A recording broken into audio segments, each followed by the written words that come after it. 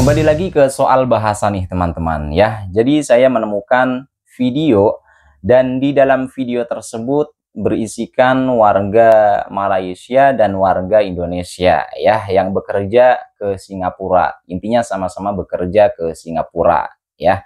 Nah, saya perhatikan beberapa pekerja Malaysia yang bekerja di Singapura itu sepertinya lupa dengan bahasanya sendiri. Sedangkan pekerja Indonesia yang bekerja di Singapura masih mahir berbahasa Indonesia.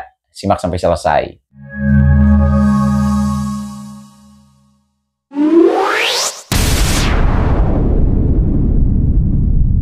When I try to talk in Malay, it's so bad. Yeah, that's like that accent when I speak in Malay. Ya, adakah awak berdua gunakan bahasa Melayu? Di rumah ya? Tak sangat. Saya cuba pakai bahasa Melayu bila di rumah gitu untuk berbual dengan mak bapak saya dengan atuk nenek saya. Gunakan setiap hari. Saya gunakan bahasa Melayu depan nenek. Selalu dengan nenek saya. Kat rumah. Nenek! Talking to nenek and atuk yang cerita je kot. Dengan kawan-kawan Melayu saya. Dengan nenek atuk.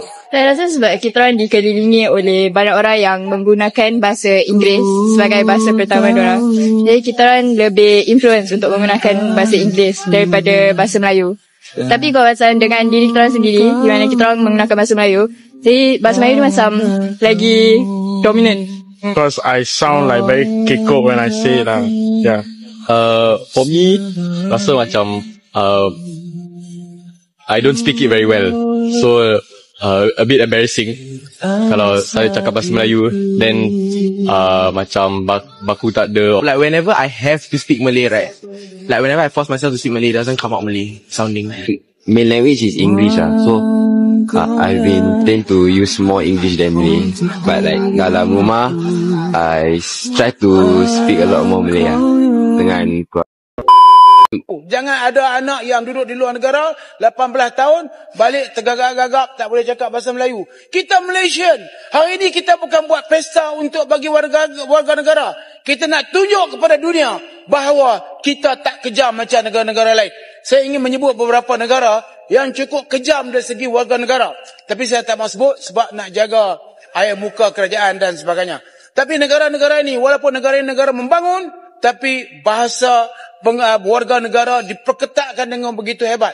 Banyak orang di Malaysia, orang di Kuala Lumpur, yang tiap-tiap mahu sebut tempat lah sebab saya belajar di negara yang berkenaan, dia berkahwin dengan orang negara yang berkenaan. Dia, bila dia bercerai, dia tak jadi warga negara. Cuma dia dapat pencen ya, pencen di negara yang berkenaan. Dia syarat ketat. Tapi hari ini kita telah menghebohkan seluruh dunia, kehebatan kita, bahawa kita memberi perlindungan kepada rakyat dunia. Bukan ni, kalau rakyat Malaysia patutnya ada kaunter pendaftaran untuk tolong rakyat Malaysia. Tak ada, kita harap kebajikan dan sebagainya. Macam DAP buat kaunter warga negara di Penang dan juga di Johor. Kalau boleh buat kaunter untuk rakyat Malaysia yang kena banjir. Ramai yang kena banjir. Saya dah minta kerajaan pertimbangkan bakul makanan kepada semua ahli parlimen. Masa COVID dulu, Tan Sri Muhyiddin bagi kepada semua ahli parlimen, termasuk pembangkang yang pernah duduk dalam penggai lepas.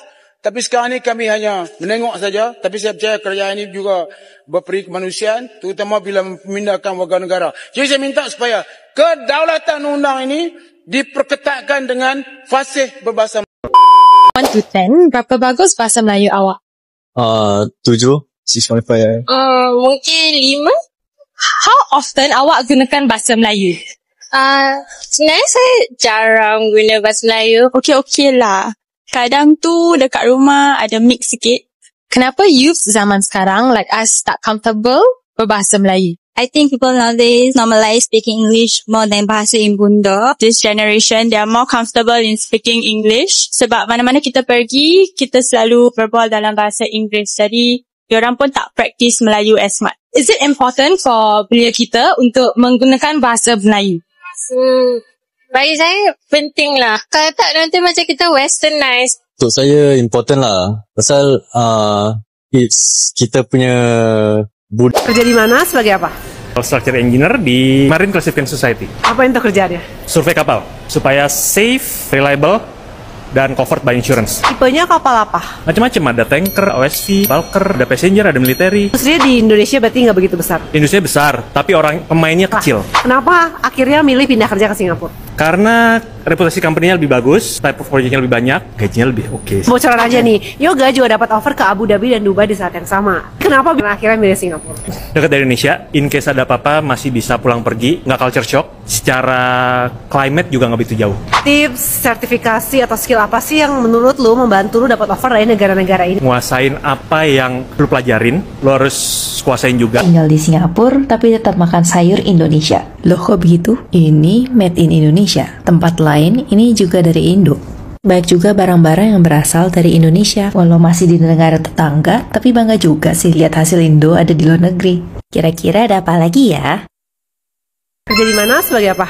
Saya spesialis ortodontis di Green Life Dental sama Undental Singapura. Gimana caranya jadi dokter gigi di Singapura? Saya dulu kebetulan dari SMP di sini, terus habis itu lanjut S1, terus S2. Berapa tahun tuh S1 dan S2 untuk jadi dentis? 1 4 tahun, habis itu kerja koas 3 tahun, habis itu S2-nya 3 tahun lagi. Oh, jadi koasnya cuma 3 tahun aja? Mestinya 5 tahun, tapi jadi ngutang, habis S2 bayar lagi sama pemerintah. Koas di sini dibayarnya full atau kayak dibayar gaji intern gitu? Kira-kira kayak gaji intern lah. Nah, dokter kan sekarang spesialis di ortodontis, biasa pasang kawat dong. Kira-kira di sini pasang kawat berapa sih range-nya? Kalau kawat metal mungkin 4-5, kadang-kadang 6. Berarti biaya konsultasi tapi beda lagi kan? Biasanya sih beda. Spill dong gaji fresh grad jadi dentis di Singapura. Kira-kira 4-5 ribu kali. Tapi ya kayak I graduate 20 years ago, mungkin udah nggak relevan. Dokter sekarang praktek di mana? Dan kalau ada teman-teman di sini yang mau visit, bisa gimana caranya? Saya di Green Life Dental, di Clementi sama Tiong Baru Branch. Terus satu hari di Undental Orchard. Kalau mau bisa langsung bilang sama dokter Ivan aja.